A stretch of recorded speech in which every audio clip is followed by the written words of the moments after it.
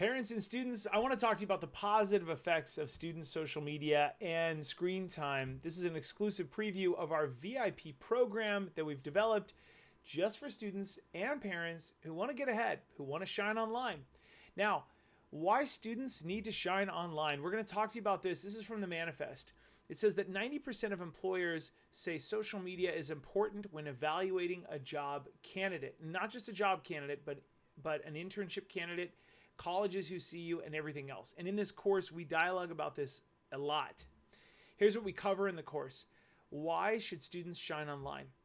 3 steps to achieve the positive impact and effects of social media. How students can use social media with a positive purpose instead of just a pastime. Now, I'm all about having fun online, but we're going to show you even more.